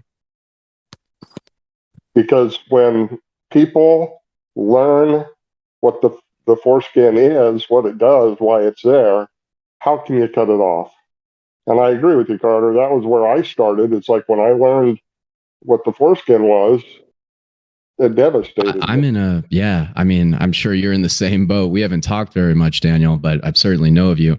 But yeah, I've pretty much woken up every morning for the past 5 years in a perpetual state of confusion as to how this started originally, like the genesis of this, and then how it's gone on for so long. The tissue that I have, some of the tissue that was like normally wrapped up by the prepuce. This is the problem: is we can't really help. It's difficult to help people build a mental model on what is actually taking place here. But for the people that are intact, or the people that know at least a little bit about this, the prepuce or the foreskin, there's an inside layer, right? There's the outer layer, and then there's the underside layer.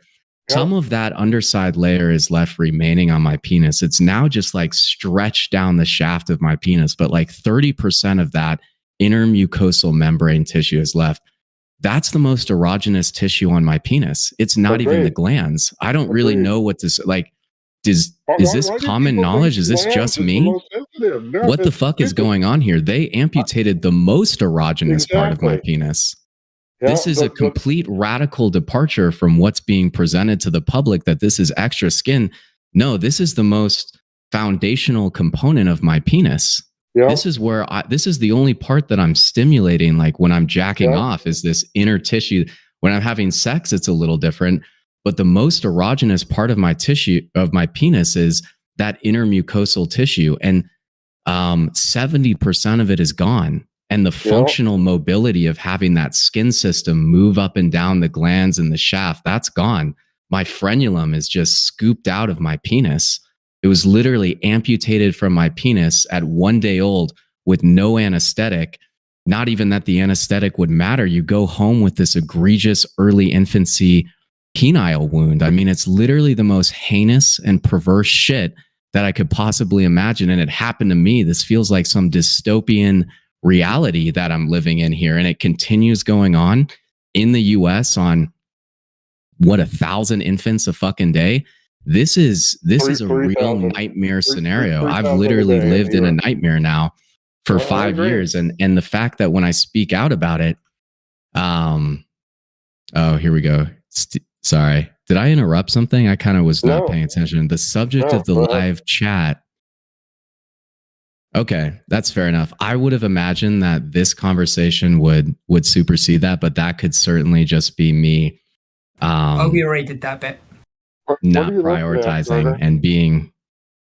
But anyway, yeah. I had more to share on that, but I didn't know I was interrupting something. So, and I also don't want to dominate the conversation. Oh no, we love listening to you. I do anyway. I don't think everyone does, obviously. And that's fine. That's absolutely fine. We're not going to, people have their own preferences of what they want to invest in. I don't know what you just saw or heard. I'm trying to find it. It was just in the Friday text chat. It's not a big deal. It's not a big deal at all. Oh, I see it. Friday text chat. This conversation, is not everyone's cup of tea, and definitely makes a lot of people uncomfortable. And that's fine. Okay. Well, what do you all want to talk about then? What's Friday? Show where people get uncomfortable. Say again? I'm just saying this live stream is all about topics and conversations that make people uncomfortable. So don't worry about it. Okay. All right. That's fair enough. Well, I guess what I'll finish off on, because I don't want to just dominate the conversation, but the topic was, okay, I interpreted what Steve was saying wrong. Or I interpreted what Steve was saying wrongly myself, actually. So I apologize, Steve.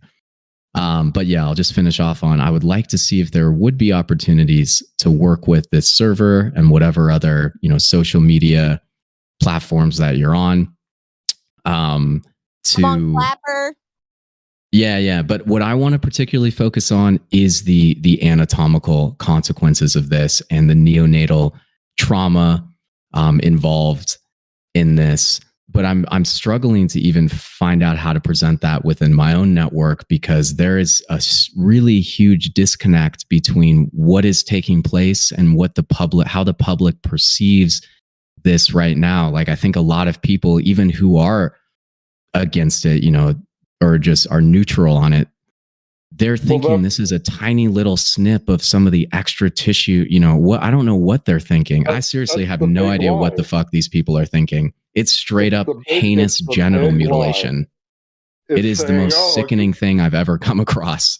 It's just so I don't know what they're thinking. It's a useless pop of skin. It is the big lie. And when I say the, I mean capital T, capital H, capital E. It is the big lie. And like I said, I wake up every morning completely confused on how this has still persisted. And it's unfortunately, really, no one wants to have this part of the conversation either, but it's like individualistic flaws in people. It's certainly, this societal issue, but it's a flaw in somebody's moral, ethical, legal, and logical framework to think that it's permissible to routinely amputate structures and tissues from a neonate's penis. I mean, where does the significance of the anatomy, where does that go? Like, or where does that, why aren't parents, and then autonomy and things like that, it's just completely going out the window, Like, when I look at it, when I think of my own child, real quick, I want to finish on this. When I think of my own child, or I don't have a child, but if I were to have a child, to think that I could permanently modify their genitals and permanently amputate structures from their penis, that is a wickedness. That is literally an offense against every last one of us. That's an offense against the human spirit and the natural order of things. So, Carter, you touched on the number one important subject in this issue, and that is human psychology. And, we can talk about evil and wickedness and everything. I agree with you. But what it comes down to is human psychology. And I look at it as kind of like the movie Inception with all the different layers. You could say, oh, it's the parents. Oh, it's the doctors. Oh, it's the Jews. But the upper level is human psychology. And if you can understand the psychology, and not only that, but be able to work within somebody's psychology to convince them to change, then you can change everybody. Parents, doctors, Jews, you can change them all. The human psychology is really the pinnacle of this issue. And I've looked into it, and I can understand a lot of the psychology, but the problem in my mind is, how do you convince somebody that they're wrong? How do you convince somebody to change? And I think the answer is, quite often, you can't. I haven't had that experience in my personal life, to be honest with you. Like, I just say it with a lot of authority, and I present a lot of indisputable things. And the people in my network and around me, they're almost afraid to be in opposition to what I know. I'm not entirely sure what I don't know what to say. Like, that's how I've experienced things, is they don't have much to say a lot of the time, especially when I bring in my own personal experience and just say, like, indisputable things. Look, this is what's being amputated from our penises. Like, occasionally there are men like, I'm so glad that my mom cut off part of my penis. It makes me cleaner. And it's just like, how do you, I don't really give much acknowledgement to that. I'm not even sure really what to say. It's like, there can't even really have a seat at the table anymore. Yeah. It's just such a submissive and pathetic thing to say. It's difficult to then take those people seriously. You just touched on my next point. And the next point is, I think what we need to do is, when we're dealing with people, is you need to separate them into two groups. Those that cannot be convinced and those that can. And what I found is that parents and who have cut a child, and adult men, grown men who are circumcised, are the hardest to convince. Whereas if you look at young, I want to say boys and girls of an age range from around 15, so let's say 10 to 18, they are the easiest to convince. Really, the easiest are those that are around 13, 14, 15 years old, and boys. The girls are harder. And I found that with girls, if I can talk to a girl alone or two girls, then I have a good chance of getting them to listen to me or taking info. As soon as there's three or more girls, no, you're not. You're up against a brick wall. They're more interested in what their friends think of them than learning information. That's But interesting. Yeah. I've boys, noticed it the doesn't matter opposite if it's response. ones or groups or whatever. It doesn't matter. Okay, that's interesting. Tell me about your Yeah, experience. I've had the most success in speaking with women about this issue personally, myself, or Women. at least, Yeah. well, yeah, Really? Me and Carter have spoken about this issue a ton. definitely. Yeah, we've had a few conversations now Well, about this. maybe you need to tell me your strategies. What am I doing wrong? I think what you need.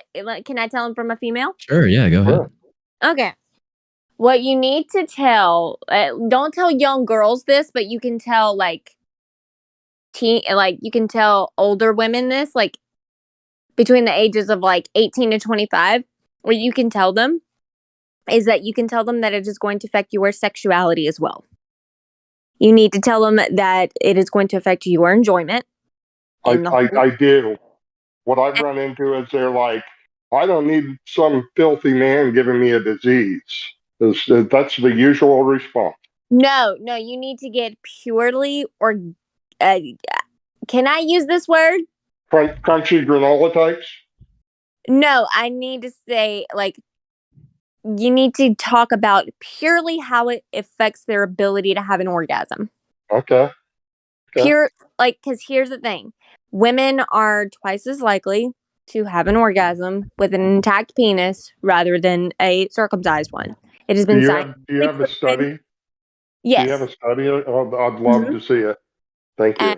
And so also it is a lot also the foreskin, because of those mucosal membranes and tissues, it is self-lubricating. So a lot of, and here's the thing, there is one coworker that I know, and he tells everybody that he's intact, pretty much, and he says he has never had to use lube, not once, in his entire dating life. So that, yeah, just I'd use those arguments. Yes, and so you need to tell those girls that, hey, your own pleasure is on the line here, because here's the thing, the foreskin acts a lot like a clitoris, I guess, in a way. It acts like the same way, it has the same function. And so what the foreskin was actually intended to do was just to hit the G-spot the entire freaking time. That was the whole purpose. It was to create more sensation for him, make the mind-blowing make the orgasms for him really intense, but also to make her get a bunch of pleasure as well, because with that added sensation, because a lot of the times those Trojan rib condoms, they are basically replacing what was lost. Yeah, I've heard all these arguments before. I'll try to use them. Please do, because that is how you convince females on being intactivists. That's what sold me. I can tell you that on this last Bloodstained Men tour, I had probably over a dozen women come up to me and say that really quickly whisper to me and then run away, and they'd be like, I've been with both, and intact is way better. In fact, on the last day we were in Vegas, I had 3 separate women come up to me and tell me that. So I think that the word of mouth among younger generation women, it's going to spread. They're going to talk to each other about it. And when I say younger generation, you have to understand I'm 57. So.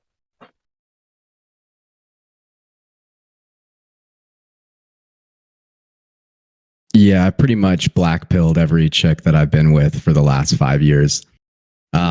mainly because they know I'm against it. They want to know more why I'm against it. And so I go into the anatomical loss. They're obviously handling my penis and can see the changes. And we have conversations about that. And they're like, look, this is totally fucked up. You're right. It's genital mutilation. You're right.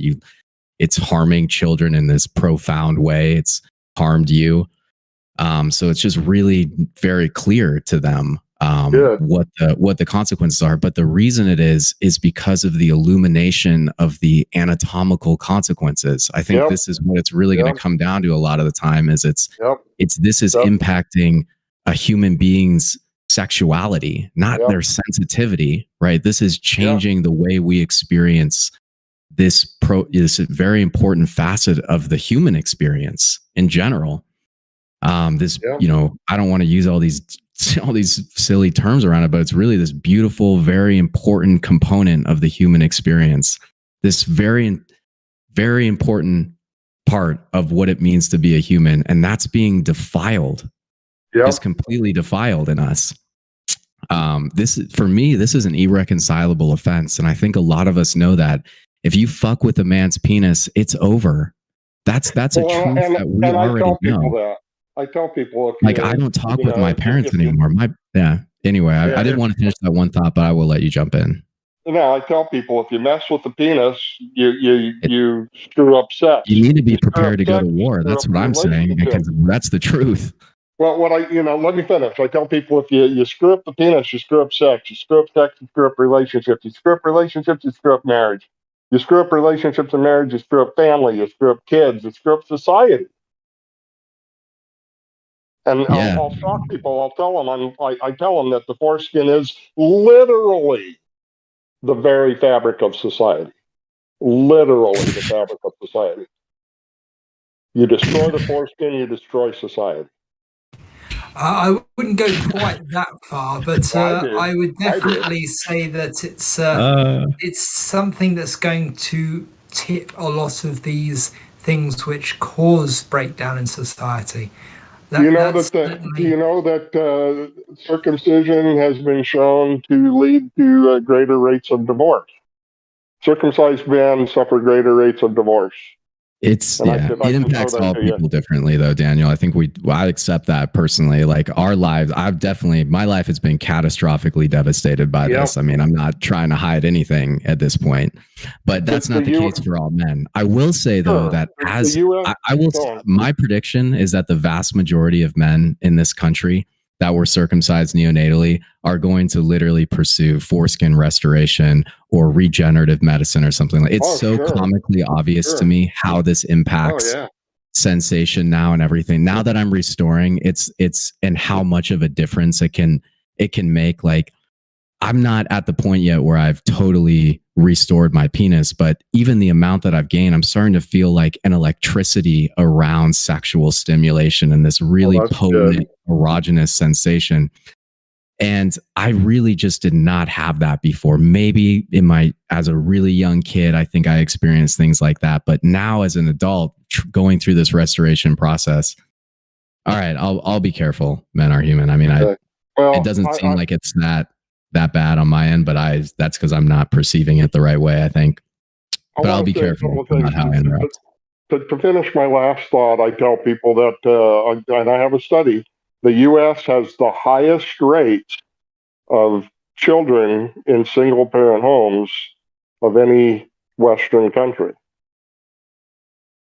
And I think of it in any country in the world, I'll have to look. But then getting back to restoration, I hear a lot of men say it improves their sexual sensation. For me, I'm only about halfway restored. Has it improved things? Not really, but I think I started with so little that there's nothing to gain back. If that makes any sense. And when I had my foreskin or my circumcision awakening, I have to admit, I went out on the internet and I started paying really, I'm looking at pictures, looking at porn, paying close attention. And I noticed that I would say the average circumcision leaves about an inch or 3/4 of an inch of inner mucosa. The average. but I've noticed a range anywhere from nothing to about 2 inches. And I was left with about a 1/4 inch, and I cannot feel the right side at all. I can only feel the left side. So a nerve was cut or severed or something. So I was left with a 1/4 inch ring on the left side that I can feel. So restoration may not really do anything for me. I have my doubts about Foragen, how successful they will be. But if they can restore 50%, I would easily drop 20 grand in a heartbeat. Yeah, I hear where you're coming from. What now? Are you done kind of I'm making done. that statement? Okay, cool. Yeah. Well, I don't have too much time myself to stick around in this conversation, although I definitely want to, and I want to have more of these conversations. So I'll probably hop in next week. I know it's not going to be the topic for every Friday, but I am interested in speaking about this more in this group. But the last thing that I want to say on your point, Daniel, is that I do think that there is a lot of opportunity for you to restore, some of that, some more of the prep use, even though you don't think that there is. Hopeful. I'm hopeful. But it's really difficult taking that next step to the point where you're like, shit, I'm actually going to it's like an engineering pursuit. You're growing tissue on your body. I mean, it's very challenging and difficult to do, and psychologically very disturbing. Like, a lot of people say, oh, just restore. Like, get to the point where I could put on these devices and restore. It's still disturbing to me. Seriously, every time that I engage in this, it's disturbing to me, and I hate doing it. But it is making a significant difference. I mean, once that tissue is covered, that remaining mucosal tissue is covered, like that tissue is not supposed to be exposed. It keratinizes. The properties of the tissue really change. Yeah, I hear you, and I've been wearing a rubber cap. So gotcha. My glands is pink and smooth as the inside of your cheek now. Yeah. And I love being covered all the time. It's an incredible feeling. I recommend it to anybody. Yeah, honestly, I'm not sure how I went my life without having this membrane covered. Not it's knowing. Such a it's obviously it makes the opposite. Sorry, to give the opposite perspective, I have I come from the UK, and most males here have not been circumcised. It's only like 2-3% have been circumcised, and we don't have this thing that you have in America where you need lotion to do the solo tango.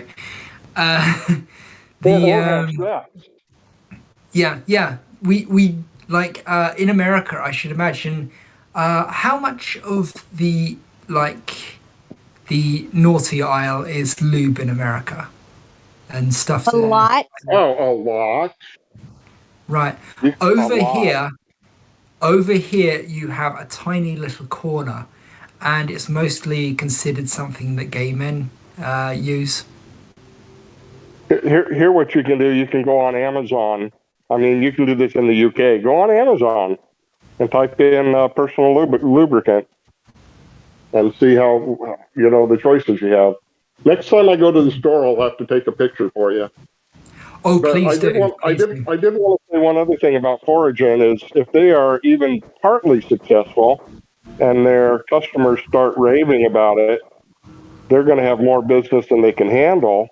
And word will get around to other people, other men who've been saying, I'm circumcised and I'm fine. They'll be like, why are all these guys doing this? And they're going to read the reviews. I think this is going to help into activism tremendously if Foragen is even partly successful. As far as I'm aware, they are into animal trials, and they've managed to grow foreskins on mice, which is kind of disgusting, but they have had success, let's say. Yeah, and they're moving into human trials.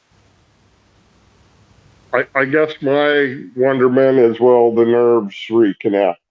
And how will the brain, which has not had a foreskin for in my case, 57 years, how will the brain respond to those nerves reconnecting? The brain is plastic. It may very well grow back. And that's what I'm hoping for. It's possible. I mean, it's hard to really say what's going to happen because It this is. isn't It's hard to something say. that's, yeah. I mean, they are putting new arms on people who've never had arms and things like that. I don't know what the, what the effects of that are, but I should imagine that it's quite interesting. Yeah, there's Uh, another country, Winter Forest or something like that, that has added vaginas to women that were born without a vaginal canal. And apparently they can feel them, and it has led to some of them becoming orgasmic after not that's quite having those interesting. tissues before. So that's extremely hopeful. Great news. Yeah, it's the 4 gen thing is going to be a huge help, I think, because I mean we've got men on here who say they can't get off without like a brush, like they have to have a stiff bristled brush to even get off, and it's I kind of might have to horrible. try Like, that. yeah, there's some guys who like have lost their entire penis and had to have it reattached during the circumcision, and they can barely feel anything. Some Yeah, guys it's have horrible. when they get erect, it's painful. Uh, Yeah, I didn't have enough skin, so mine would like bend like taking a balloon animal and kinking it. So I know what that's like. Damn, man. Yeah, that's a pretty rough situation you got going there. It was definitely, I was on the higher end of the spectrum myself at a C1 for anyone that knows that classification or that typology system, the coverage index. But yeah, it wasn't curving or anything like that. And that was before I started restoring too. I think restoring would really do a lot for you, Daniel, if you can eventually pursue it. Yeah, I'm still pursuing it. I'm currently pursuing it. I did buy a TLC tugger to begin with, and it was like, it's impossible. There's no way I could get it on. Yeah, And you're you gonna need to start and you off with the doctor on low. T taping or Well, manual. I had to start off with T manual. taping. Manual. I actually have full coverage of my glands as long as I'm flaccid.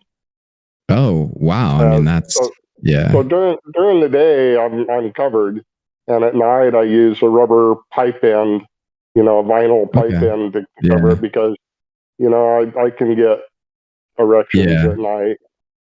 Well, I'm down to talk with you more about this later. It's definitely not Yeah, everyone's cup of tea to go into what we're talking. Are you in the well, Foreskin Restoration Discord server by any chance? nope, not familiar with it. Why don't you send me an invite? Okay, yeah, definitely will. They have a lot of good insight into the different types of restoration and also into T taping, which can be really advantageous if you don't have a lot of time to do manual restoration and yeah, you're at I'll have to learn about the it. lower CI levels. I grew a fair amount of tissue pretty quickly with that approach, and I'm actually looking to potentially just document this on YouTube. Just literally show my naked body. I saw other people doing this. They didn't show their faces or anything like this. I'm at the point now where I just simply do not give a shit. And the work situation that I have, they're aware that I'm opposed to this. People have like reported comments that I've left on social media and shared it with my work. And they've had to have conversations with me about it. But honestly, they just feel bad for me. Like they're not concerned about what I'm saying. Really, they're just more concerned that this shit happened to me and that I have to deal with it. And me speaking about out on social media is like the natural, organic thing that somebody would do who's a victim of something like this. Yeah. So I'm not really worried about how my work's gonna perceive me now going forward because they've already made it clear that this is not. They just feel like this some shit happened to me and they feel bad about it. That's very supportive of them. I did want to say that I was actually manually restoring in my teens and 20s. because I did not have enough skin for an erection. And I knew nothing about restoration. I just knew, it's like you see shows on Africa and they stretch their earlobes or their lips, and I thought I could do that. And I thought I was pretty brilliant because I had stretched it to the point where by the time I was 30, I had enough skin to have an erection. But I'm permanently bent in a couple of places because of it. And so let me just if I can introduce myself, I'm one of the admins here. I apologize that I'm late. I've had kind of a really traumatic week. I've had 2 family deaths in 1 week, and it's kind of been a crazy time for me. I'm sorry. So thank you so much, Dan, for coming. But this issue for me is, I mean, I have not had as bad of a circumcision as you have had. But I am so infuriated this has happened to me, and this is happening to boys every single day, and it's completely normal. And the worst part is, if we try and talk about it, if we try and speak out, we get criticized, we get mocked, and I find feminism so unbelievably hypocritical when it comes to this issue. And people often say, oh, well, MRAs are just trying to be anti feminist and reactionary. But it's like, how can you expect me to not be critical of feminism when I see the way feminists talk about circumcision? I'm not sure, and I apologize because I missed the first part of the conversation because I was dealing with some stuff going on. But there is a new subreddit on Reddit called Fourth Wave Women, and they basically introduced themselves as fourth wave feminists. And there was a recent, in the last 3 days, very highly upvoted comment that says, "Oh, MRAs don't actually care about circumcision at all. They only care about it because it's a way to attack feminism." It's like, no, we care about it because it's mutilation, because it hurts babies, and because it hurts people for the rest of their lives. And it's something that we do care about because it's a really disgusting and backwards thing that's still happening in America in the year 2022. All of the people who make fun of us, all of the people who laugh at activists in 25 years are going to be so ashamed of themselves. The same Good. way, I and hope they are. and this is what I tell them. The same way that those people see a person who thinks black people should sit in the back of the bus or that gay people shouldn't be allowed to be married, that's how we're going to see you in 25 years. You have a backwards, mouth breathing, knuckle dragging position that is sick and Stone Age and backwards. You are Agreed. mutilating babies at their birth. And that's something that the fact that we've been saying this for years and we get laughed and mocked at, I'm someone who, if you know anything about me, and I know you and me, Dan, obviously, hello, my name is Blue Orange 22, my name is Thomas Carney.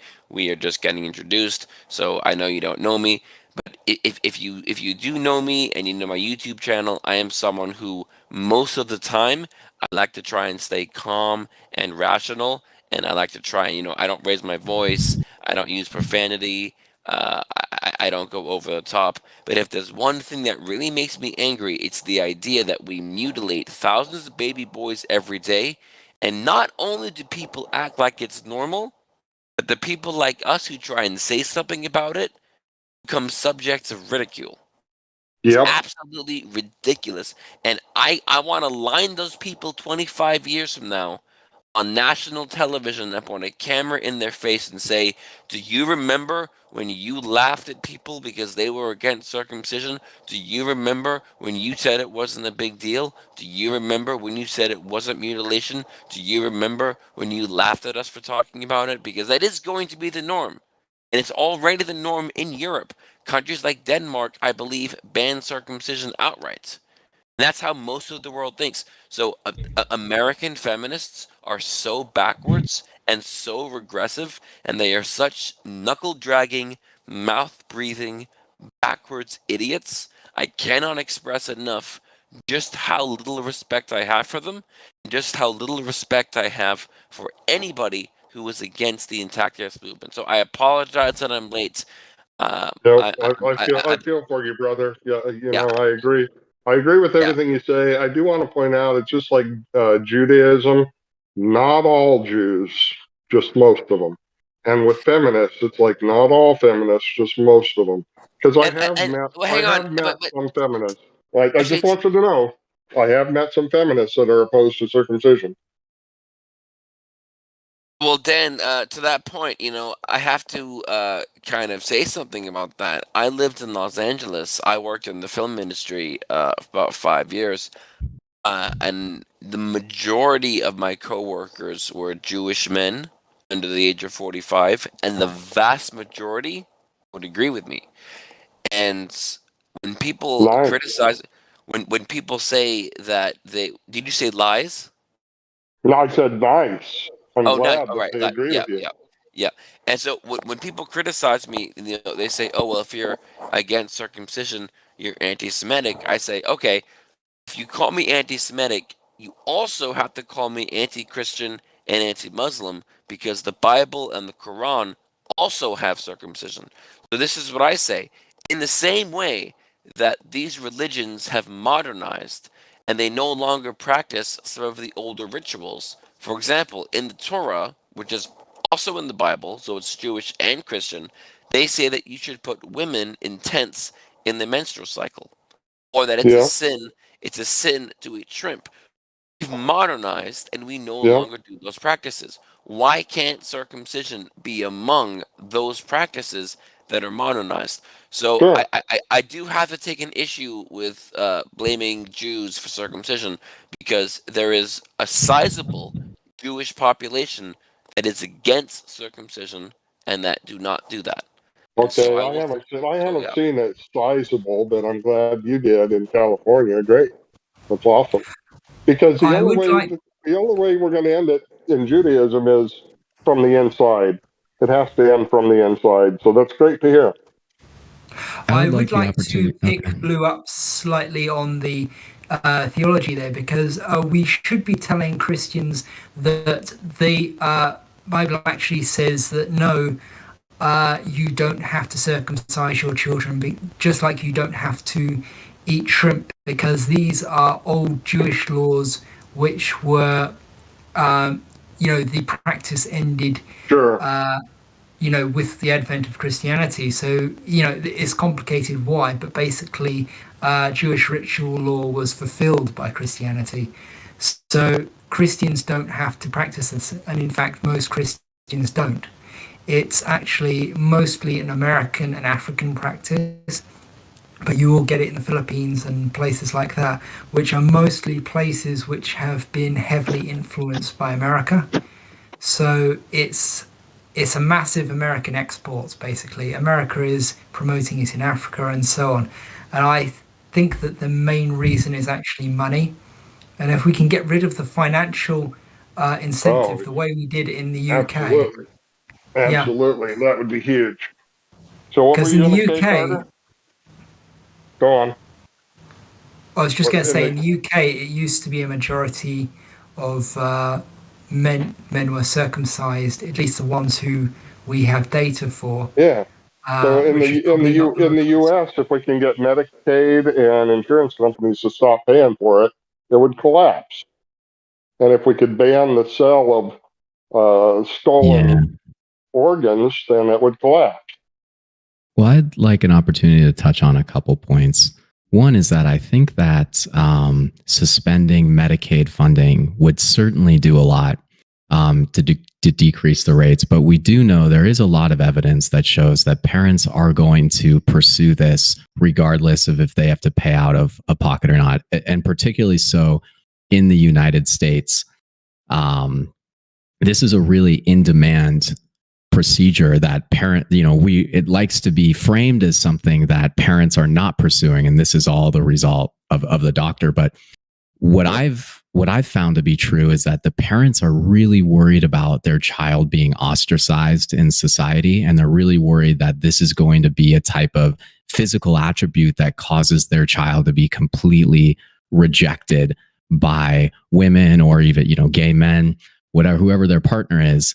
And that is a significant driving force among a lot others. So I think that the financial concern is definitely there, but there are a lot of other facets to this that need to be considered. Getting the Medicaid funding taken away is obviously a tangible goal that can be targeted and will reduce the rates, but there's a lot more to this, at least in the dynamics of America and the United States, I should say, Sure. that are leading this. The other thing that I want to touch on real quick is that definitely there are a lot of Jewish individuals that are opposed to circumcision.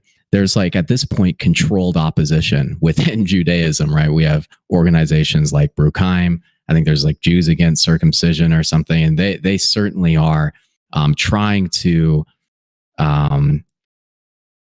get Jewish people to migrate away from this practice. And yeah, I mean, when I say the vast majority, I mean, and by vast majority, I do mean 90% plus of Jews, or oh yeah, when I worked in LA, I was in the film industry. Okay, wow, of Jewish males under the age of 40 either agreed with me or were neutral. Okay, but I would say a good 2/3 agree with me. That could be yeah. I don't think that's probably the case when you scale it at scale, but who knows? I can't speak as a subject matter expert here on that. The one thing I did want to touch on that is important that we also need, I think it's important to separate this from the larger Jewish collective. But keep in mind, there were some very famous Jewish celebrities who are very vocally against circumcision. I will keep that in mind. Howard Stern is anti-circumcision publicly. He's sure, Jewish. Yeah. And I think a lot of people don't know Joe Rogan is Jewish, and he's Joe Rogan is Jewish, and he is very vocally against circumcision. Yeah, nice. The one thing I want to touch on about that though is that there is definitely, and this is just widely known, I would have thought at this point, there is some strong Jewish special interest groups that have very strong interest in perpetuating this practice. And you know, the AAP or the ADL, the Anti-Defamation League. Oh yeah. The APAC, the American Israeli Political Action Committee. I mean, these huge Jewish, they identify as Jewish institutions. I actually and they are having international involvement at this point. The country of Israel, like the government of Israel, and these American institutions, Jewish institutions, they are actually having a very significant impact on this global narrative that's happening here. And while we need to be careful, obviously, about condemning a tribe like that or a group like that, there needs to be a legitimate conversation around these are Jewish institutions, Jewish special interest group that are having a serious amount of global influence on this issue, like directly being involved in countries like Denmark, Iceland, Sweden, pretty much all of those Nordic countries that were trying to ban the practice. There were Jewish special interest groups. Oh, yeah. And almost, it wasn't really even Muslim in special interest groups. It was Jewish special interest groups. That's how I understand it. I want to be wrong, to be honest with you. So I hope there's some evidence that just, I had lunch when I was in Los Angeles. I worked in the film industry. I'm not like famous or anything, but I did work in the film industry. I actually bumped into someone who was part of the Anti-Defamation League, and we had lunch together, and we talked about circumcision, and he said that he thinks it's totally crazy how they take a pro-circumcision stance. He says that behind closed doors, a lot of younger Jewish, and he was on the younger side. I mean, he was in his mid-40s, so not old, not like super young, but not old either. And he said that it's very much a generational divide. And he said that pretty much most American Jews under 50, you're not going to find a lot of resistance if you try to ban circumcision. So it's similar to abortion and Christianity and that debate. It's older and the more fundamentally religious who are kind of clinging on to these practices, but they're slowly fading out. And I think you'll see even in Israel, there's an anti-circumcision movement in Israel. And I predict that within 10 years, if not even less, circumcision will be outlawed in the U.S., and the majority of the younger and more progressive Jewish population will support that ban. I mean, I know a woman who she's a very close family friend. She's actually a retired nurse. She's like 65 years old. She's Jewish. She observes Jewish practices. She's against circumcision. So, and even Sam Cedar, if you guys know anything about me, you know that I've had a couple unpleasant episodes with Sam Cedar on the Majority Report, and Vaush, who is also Jewish, he's also a big YouTuber. I brought this up directly on his channel, and I said, Vaush, I think circumcision. I'm against circumcision. Even he agreed. So you have major mainstream Jewish figures on social media coming out against circumcision. I do not believe that the Jews are to blame for circumcision still happening in the US. Honestly, the people I blame the most are two people. One is the medical industry that profits, and two is feminists. Okay, make a good point. I would add in three large-scale charities like the Bill Gates Foundation, which are propping it up and keeping it on life support. I mean, you will get these organizations which are like the Anti-Defamation League, who will come in and write letters to the government if you try to outright ban it. But I don't think we would see any kind of resistance from them in trying to stop it happening in the main population if we left them alone. And my main goal here is to stop it in the main population. Like, if we can get it down to the people who just observe it as a ritualistic thing, then that would be like 2 to 5% of the population, and that in itself wouldn't be total victory, but it would be a major victory, I think. And it would then we also need to keep promoting our official service stance is this there is an alternative to circumcision, an alternative Jewish ritual to circumcision, which it basically is everything except the circumcision, and we promote that. I can't remember the exact name of it, and Brit Shalom. Shalom means peace. Brit is covenant, and Shalom is peace. So Brit Shalom, covenant of peace. So yeah, I like that. Yeah, that's basically it. Can I say to Thomas? Many groups, feminists and Jews, draw a lot of their power and strength from playing the victim, because they get sympathy from others if they can play the victim. So for feminists, I think they feel that when we, talk about MGM, they feel that it threatens their victimhood status around FGM. And so, of course, they're going to try to invalidate, your concerns about MGM. So when you're dealing with these feminists, if you can try to convince them that it doesn't remove the horrors of FGM, to also be against MGM, but they're both wrong. They're both horrible. You know what I mean? That they feel like they're being attacked because you're reducing their So victimhood. let me just say, because I mean, that argument infuriates me so much because it's so stupid. Basically, I mean, imagine. Too. I mean, just imagine saying, "Oh, I think that it should be legal to cut off someone's hands because cutting off their whole arm is worse," or I think rape should be legal because murder is worse, or I think that it's a non sequitur to the point it where is a non sequitur. To the point where it's not. This is worse, so we should be able to do this less worse thing in my It ha- opinion. It ha- To, it has to be coming from a disingenuous mindset. There is no way that intelligent people have actually come up with that position. It's a position that is clearly calculated and disingenuous and meant it to is. destroy any kind of real communication It and is. conversation. See, they have feminists have a victimhood status around FGM, even though very few of them have suffered from the abuse. But they have a victimhood status that puts them on a high pedestal. You're trying to climb up on that pedestal with them, and they consider it threatening. And I don't know how to get past that. I think it's They think obvious. you're I mean, trying to.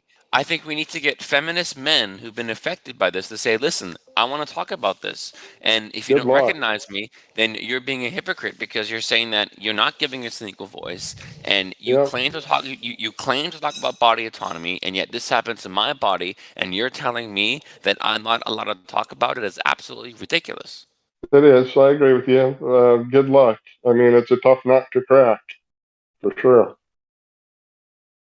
And you'll notice in almost any feminist space, they will throw in the token, oh yeah, we recognize it's a violation of body autonomy, but you can tell by the intonation they use and the lack of concern they have that it's not something they actually care about or actually even believe in. It's just something that they kind of throw in as a token because they think they have to be consistent.